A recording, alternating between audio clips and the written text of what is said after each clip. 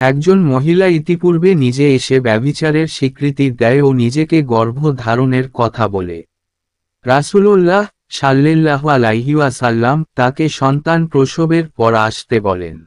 অতঃপর ভূমিষ্ঠ সন্তান কোলে নিয়ে এলে রাসূলুল্লাহ সাল্লাল্লাহু আলাইহি ওয়াসাল্লাম তাকে দুধ ছাড়ানোর পর বাচ্চা শক্ত খাবার খেতে শিখলে ট্যার পরে আসতে বলেন। অতঃপর বাদশার হাতে রুটিসহ এলে এবং রাসূল সাল্লাল্লাহু আলাইহি ওয়াসাল্লাম এর আহ্বানে জনৈক আনসার সাহাবী ওই বাচ্চার লালন পালনের দায়িত্ব গ্রহণ করলে তাকে ব্যভিচারের শাস্তি স্বরূপ প্রস্তরাঘাতে হত্যা করা হয়। প্রস্তরাঘাতে ফেটে যাওয়া মাথার রক্তের ছিটা খালেদ বিন ওলীদের মুখে এসে লাগলে তিনি গালি দিয়ে কিছু মন্তব্য করেন। তাতে রাসূল সাল্লাল্লাহু আলাইহি ওয়াসাল্লাম তাকে ধমক দিয়ে বললেন, থামো হে খালেদ, যার হাতে আমার জীবন তার কসম করে বলছি এই মহিলা এমন তওবা করেছে, যদি রাজস্ব আদায় খেয়ানতকারী ব্যক্তিও এমন তওবা করত তাহলে তাকেও ক্ষমা করা হতো। অন্য বর্ণনায় এসেছে, অতঃপর রাসূলুল্লাহ সাল্লাল্লাহু আলাইহি ওয়াসাল্লাম তার জানাজা পড়েন।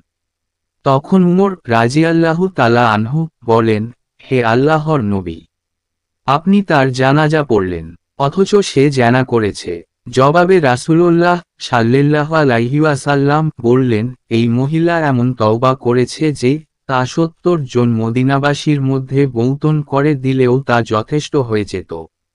তুমি কি এর চাইতে উত্তম কোনো তওবা পাবে, যে ব্যক্তি স্রেফ আল্লাহর সন্তুষ্টির জন্য নিজের জীবন উৎসর্গ করেছে?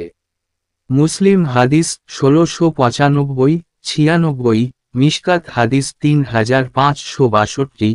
বস্তুত পরকালের কঠিন শাস্তি হতে বাঁচার জন্য দুনিয়ায় প্রাণদণ্ডের মতো কঠোরতম শাস্তি স্বেচ্ছায় বরণ করার এ আকুতি পৃথিবীর আর কোনো সমাজ ব্যবস্থায় পাওয়া যাবে কি? তাই ইসলাম ধর্ম মানুষকে নিঃস্বার্থ ভালোবাসা ও নিঃস্বার্থ আত্মত্যাগের শিক্ষা দেয়।